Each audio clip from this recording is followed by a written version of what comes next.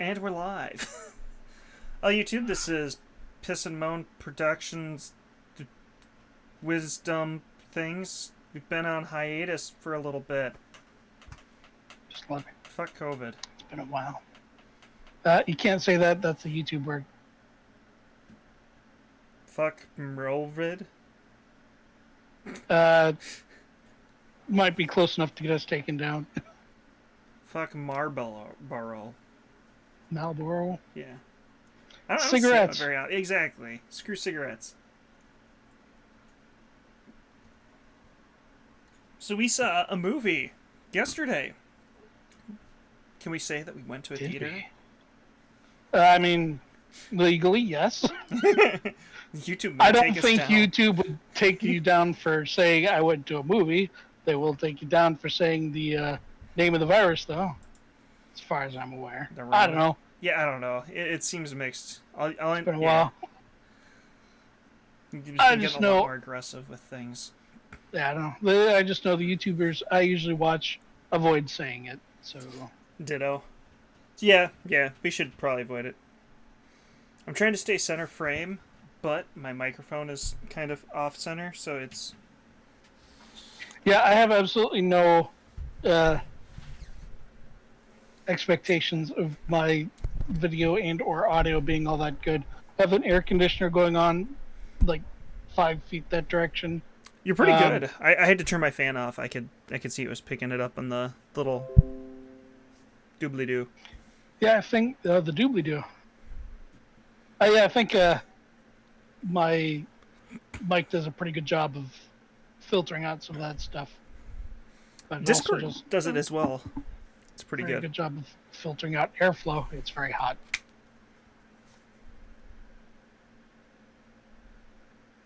God, I don't even know. What would the last thing we've reviewed been? I don't think we even reviewed the Rise of Skywalker. Oh, God, did we not? You might be right. Well, I mean, it's bad and everyone's forgot about it by now, so... Oh, we reviewed Monster Hunter. That was the last thing we reviewed. Oh, God. Why? Oh, funny enough. If we're going to get in trouble for anything, it would be for Monster Hunter. Go four movies back, and it was Maleficent, Mistress of Evil. So we're keeping on the Angelina Jolie train. Yeah, God. Our list of like... this one's still a little down for that. Yeah, definitely. So that's what we watched. We went and saw the new Angelina Jolie movie, Those Who Wish Me Dead, which, can I just say, that's a weird-ass title? Yeah, I have a feeling that this was a pretty faithful adaptation of a book. That would I know it was an adaptation of a book, but I expect it was a lot more faithful than your typical movie adaptation, because there was some weird decision making. Yeah, especially like the climax. It all felt like it would be something that works in text but wasn't working in picture. Because, I mean, it all started out very well. It was all the right raw material was there. Now that you phrase it that way, the scene that I thought was the most dumb, maybe second most dumb, would be explainable if it had been written for a book. If it had just been faithfully adapted. Okay, we'll have to talk about that. Yeah, when we get to spoilers. Yeah, for me, it was the whole... The way the pacing went, the way the characters was portrayed, it felt like we were missing a level that would have been covered by a book inner narration. Monologue, narration. Just little descriptions of how the people are feeling, or... So... The particular climax would have been probably very effective in a book when you're inside the heads of the characters as opposed to... Yeah. Floating above the surface. But it's not like it's bad. Yeah. It was good. I would even... production. I'd go as far as above average. I think of the stuff we've seen in the last 2 years. This is good. I, I mean, I'm so much more picky. I think I'd put it about average, maybe slightly above. I don't know.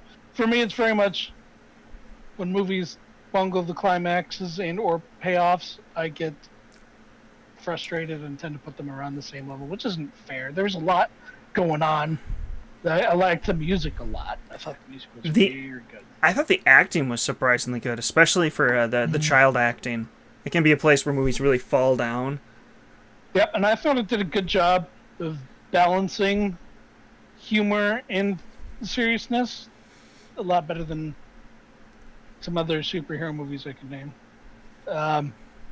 And a lot of the humor was very well intermingled into the story. Like it fit with Very the character natural. and their past and their personality and what they're going through.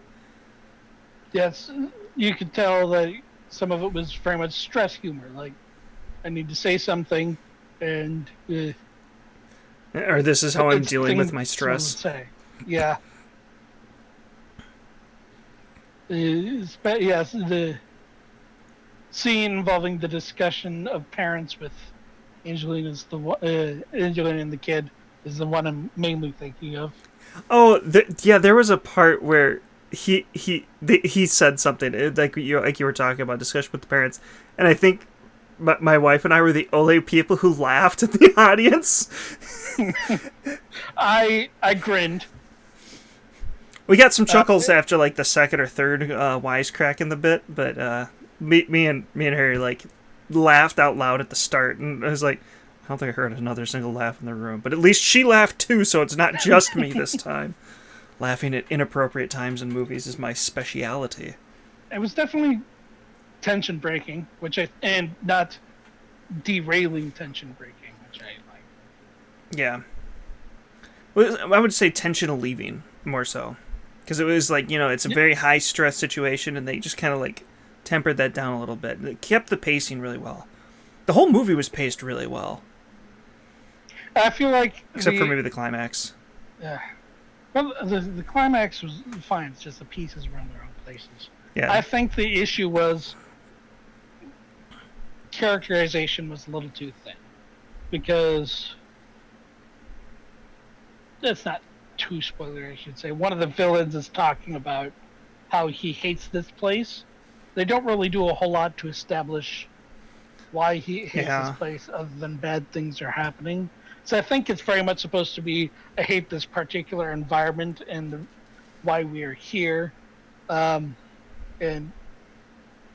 it's just looking like a difficult job for the villain rather than anything in particular about the place he's in that he hates. Which is a shame, too, because I thought he was really well characterized. The villains, I thought, were really good. They played off each other really well. Yeah, I think they did a very good job of seeming like a team that worked together and understood each other. They've done this before, good at their job, and know each other. Yeah, the problem was it was still all very thin. There wasn't a whole lot to this movie. I think that might even be my biggest complaint about it. It was like, if you're looking for something that you don't expect any surprises, it's going to be very straightforward. You know where it's going. It's a very bog standard Hollywood film, but it's well done, with the exception of the climax. There's no deeper meaning. There's no probing of ideals. There's no greater message. There's no themes of right, wrong, good versus evil. The bad guys are bad. The good guys are good. We don't even find out exactly what secret at all the people are carrying or why. Can I just say I really liked that. I don't think it took anything away to not know exact details. Don't get bogged down in stupid details that don't matter. Well, in this day and age, divide people, because someone's going to play devil's advocate, especially in a realistic setting. Someone's going to be like, well, politics. Duh. It's yeah, it was just fine the way they didn't didn't need to address it. We had the character, Angelina Jolie's character, which we were already relating to and connected to. Oh, I also felt like it was nice to see like a whole cast of competent characters for the story. Yes, I definitely like that. You didn't have incompetent good guys, you didn't have incompetent bad guys. Everyone behaved in a way that was intelligent and logical. There was one part that bugged me, but we'll get. I love to hear that because that was one of the strongest points in the movie for me. In the spoilers. So, quick hopping over to Rotten Tomatoes, go over that. It seems like the critic's not a big fan. It's got a 62% there, but the audience score is quite high at 84. I think 84 is maybe a little generous, but like a 7 or 8, like I felt it was good. I think critics aren't going to like it because it's bog standard in terms of... It's not exploring any deeper meanings. This doesn't have any serious value, or... It's like, yeah, it's just a good movie that you can enjoy and not have to get your, family all worked up in a tizzy fighting over politics, or... There's no stupid bad romance between Rey and Kylo. It's just... I think it's more... the plot is really retired, washed up hero, gotta be heroic again. And, I mean, that's not a perfect fit, because it's more down on their luck than actual washed out. But it's still, from a formula sense, it's absolutely nothing new. Yeah, it's a very bog standard. I think that's where critics tend to go nuts is, well, I've seen this a million times before, therefore I don't really care that much. The film reflects the industry's lack of imagination for an older female action star.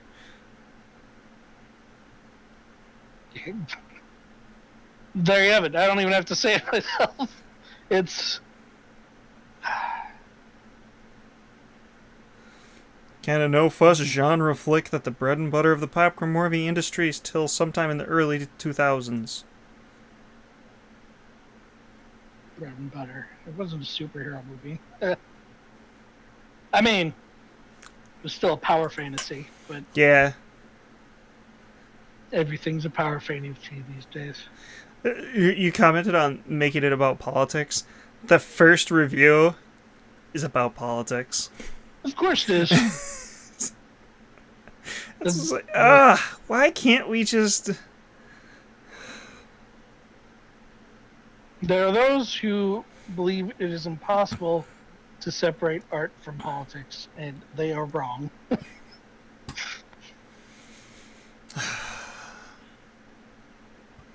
Well, you want to get into... Yeah, let's get into spoilers. Spoilers. There you go, if that's the way the camera is. Gives me cool shadows.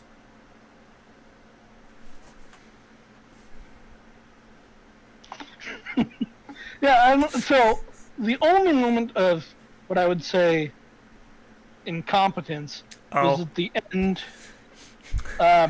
Cutting the pie. The pie? What? Slicing the pie around the tree. No, not even that. Because I could see somebody making that stupid decision.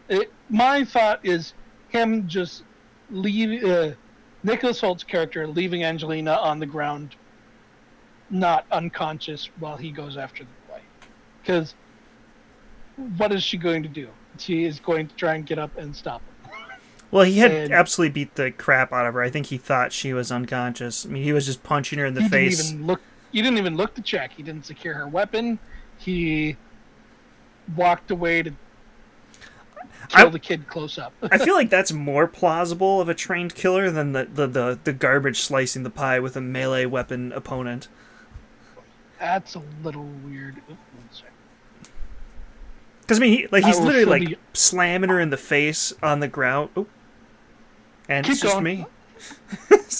He's just punching her in the face on the ground and she's not even like defending or reacting. So I could see the logic that he assumes she's unconscious and she quick comes to. He didn't even turn to check. That was what bugged me, is he didn't even turn to check. Yeah, I'm not trying to say you're wrong because you're not.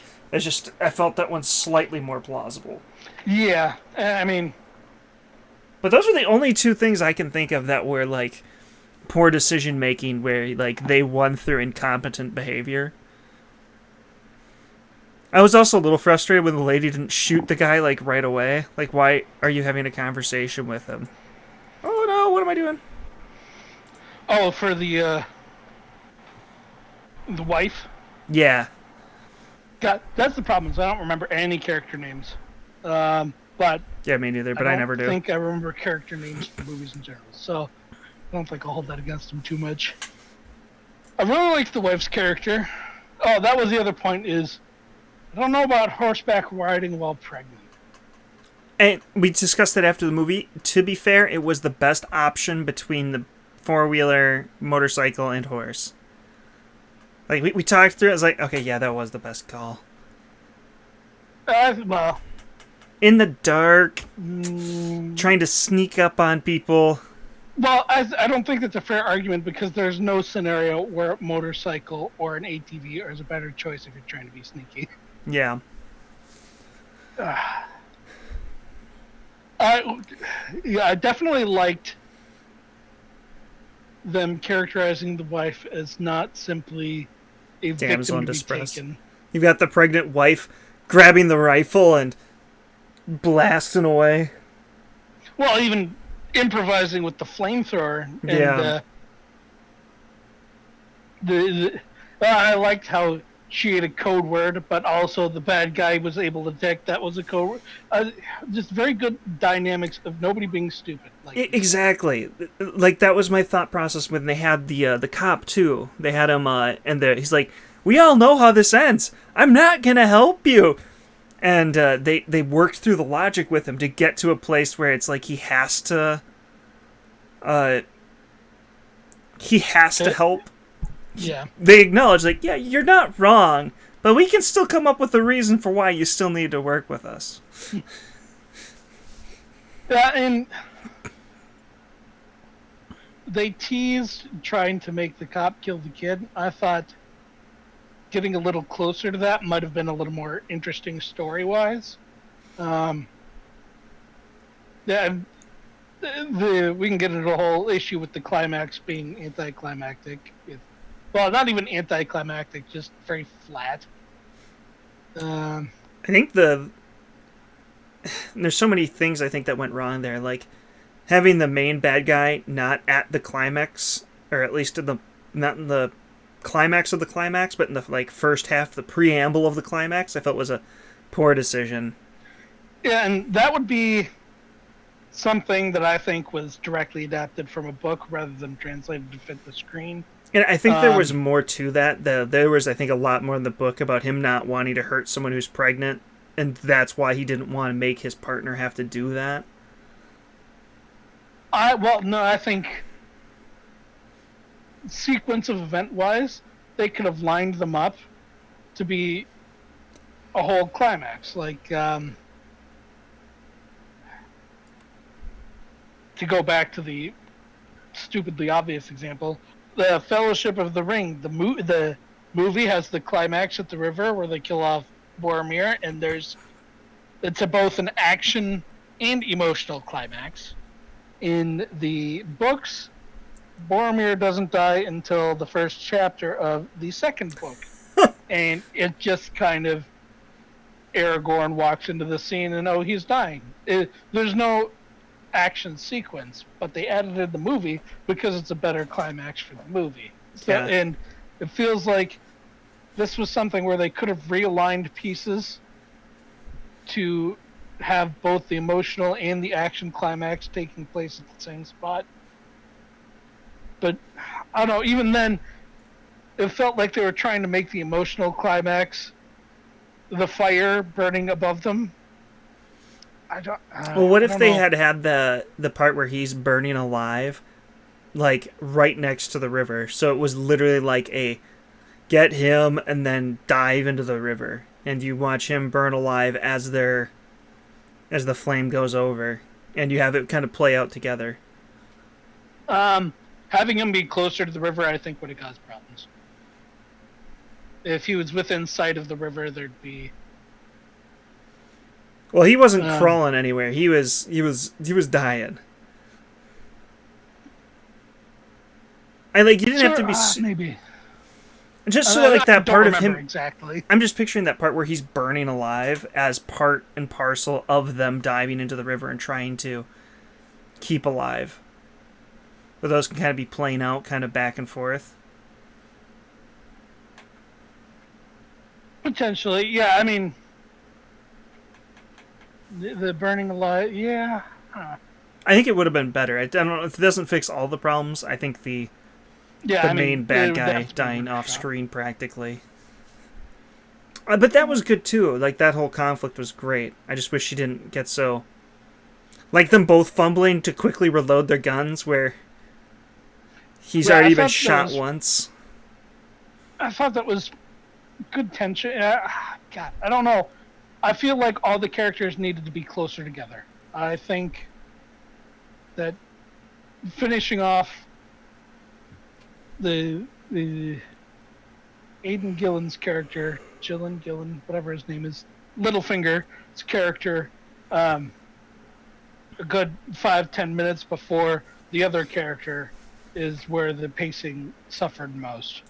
Yeah, having two drawn out climaxes kind of side by side just didn't pace well.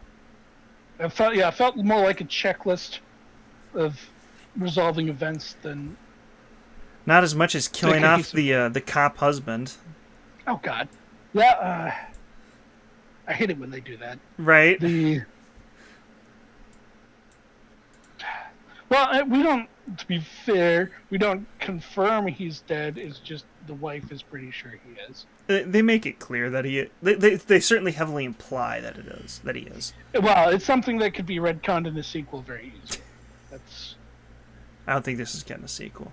No, but the book might have. That's very true. And that'd be my problem. Is separating it from another medium is very hard, based on. It was just so very obvious that it was a book adaptation adapted from another medium. My most frustrating part about that is it just felt like a bit, and like once again maybe the book makes it feel better, but it just felt like a bit at the end tacked on to make you feel bad. Like it doesn't provide anything to the story or like have any serious impact. It's just there to make you feel bad. Yeah. It would be because there's stuff like I think the way to draw another comparison to a popular work, I think the way the Battle of Hogwarts handles who's dead after the battle could be interpreted that same way as we're just picking a list of people who have died off, but it's also realistic that you wouldn't find out someone like that who's dead in the end. And I mean, I get what you're going for. It's not a great apples to apples comparison, but yeah, I can see where you're going. Because I mean, stories themselves need to be separate enough from reality to be interesting. Things need to make sense in movies. Things don't need to make sense in reality.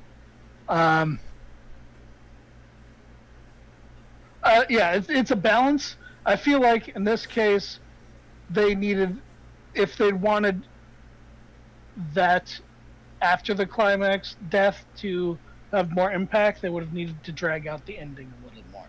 Or have characterized their relationship and his, like, being ready to die for her. And I think that's kind of what they might have been going for with this whole making the deal with the devil with the two guys. So maybe it's not horrible.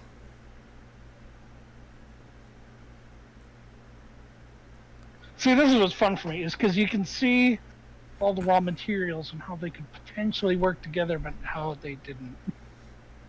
And it's weird because it's like, this isn't a big story. It's not like they were lacking in, or they had such a surplus of content that they didn't have time to characterize this. Like it felt like a very short story.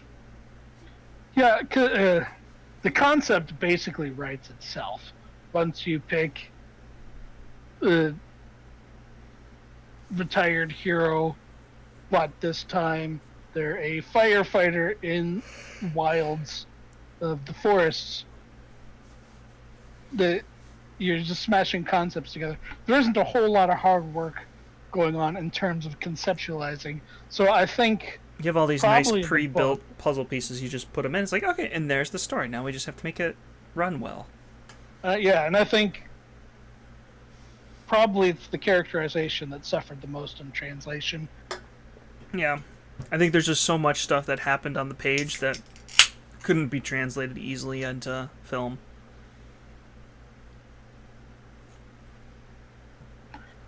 Yeah, because I think of the they're in the water, they're hiding from the fire, the music's rising, we're painting up. Because I feel like I could see that being a very good emotional climax in something like a Pratchett book, where it's just you're fighting to stay alive against the odds, but it's a force of nature rather than somebody you're actually fighting. But on screen, that doesn't translate as well. It's Yeah. Because, like, you can be describing, you can feel the heat blazing down through the water. He goes up for air and he sucks in blistering hot air. It's burning his lungs as he holds air it. crackles around you, everything's waving past. There's no control. All you have is the hand of the person next to you holding on for dear life. All that stuff doesn't come across in a camera shot as well. Yeah, it's just not able to get that. Especially when two people are underwater.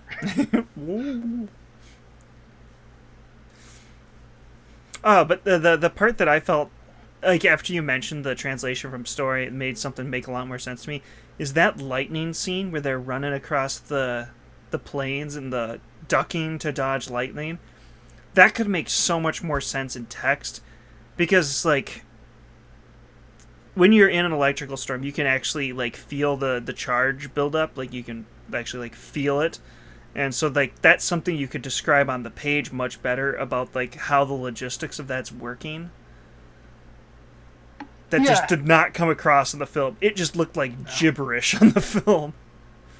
Yeah, that was definitely a confusing part because I couldn't really understand why they were swapping back and forth and why they weren't just sprinting right across the field.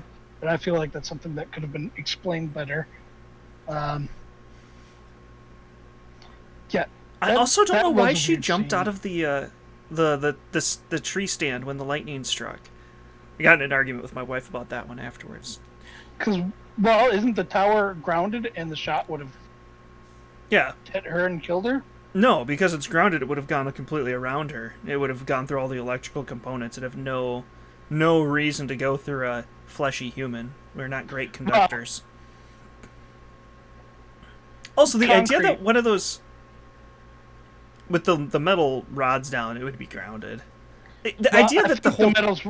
Go ahead. Weren't the base of the feet on concrete? Pads, they might have been.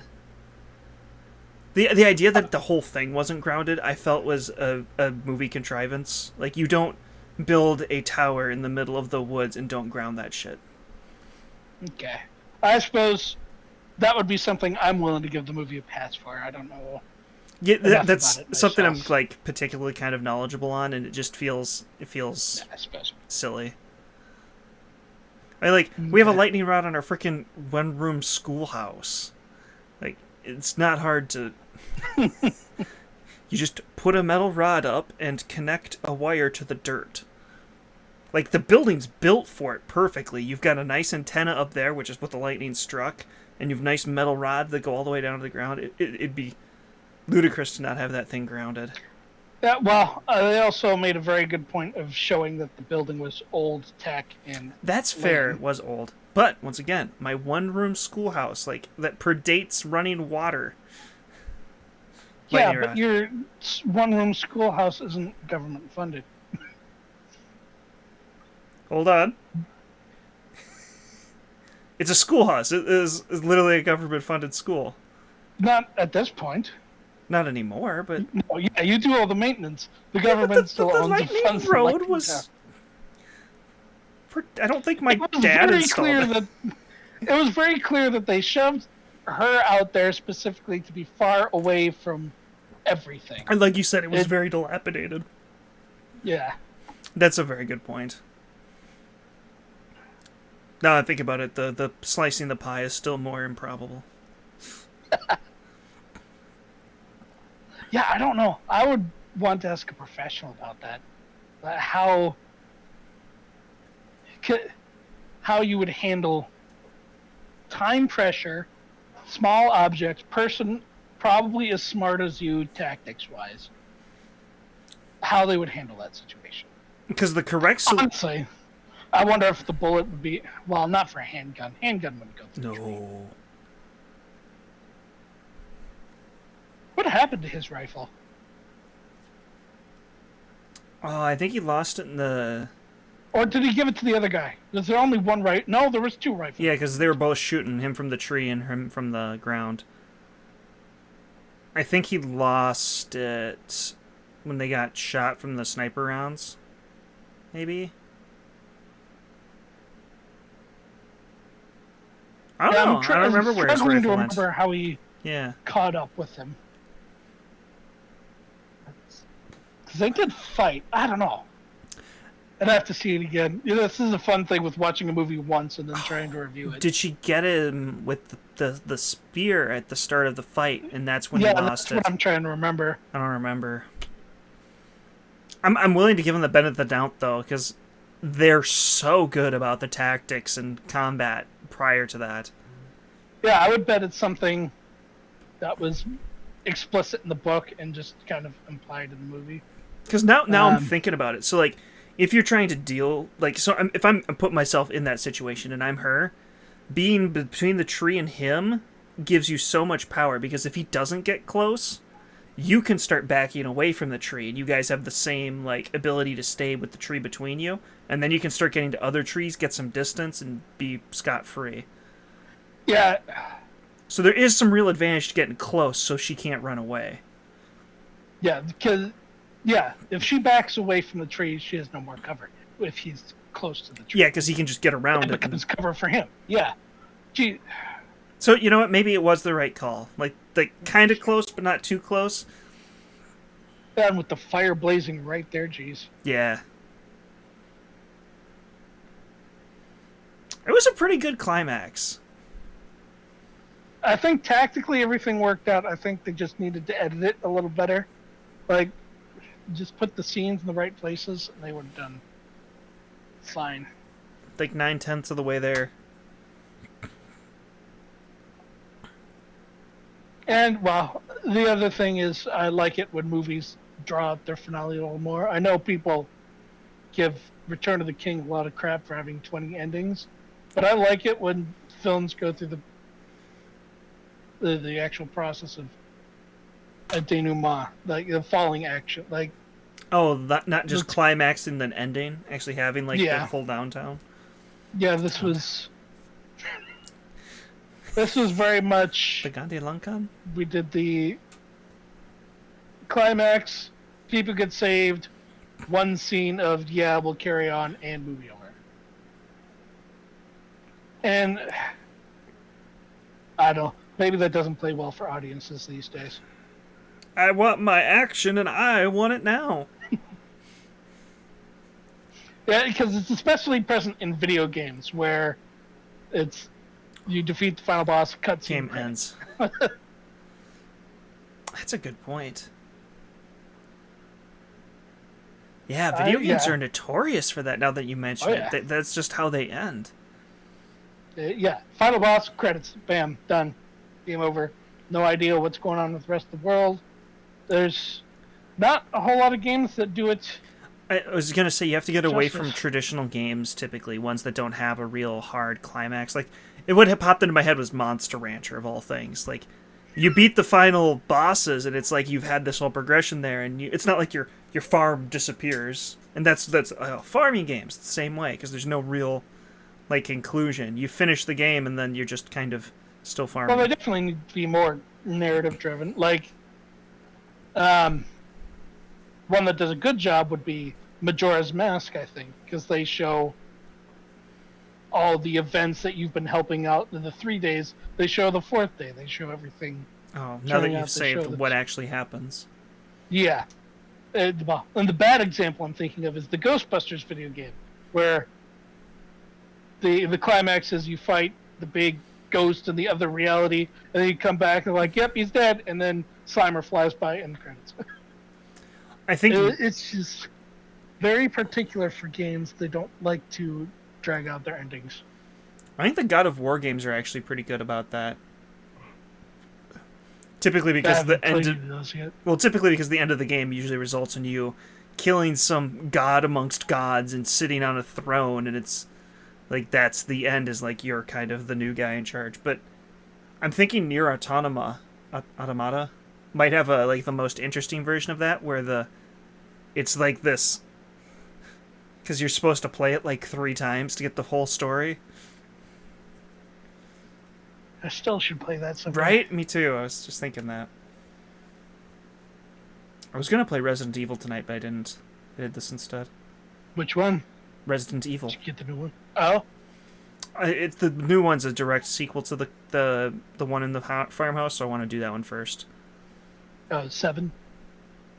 Doesn't have a 7 on it. Just because it's 7 doesn't It mean does. it's 7. The color, the V, and the I. I And didn't the stem see of the that. L are Damn. color. You have 7 and 2 for the PS4. I'm really excited to do I'm 7 curious because about I've got 8. it on VR, which is supposed to be True. like the definitive way to play it.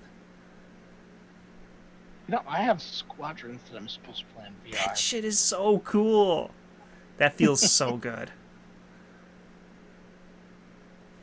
I'm happy with my VR purchase just for Squadrons. It just feels so good.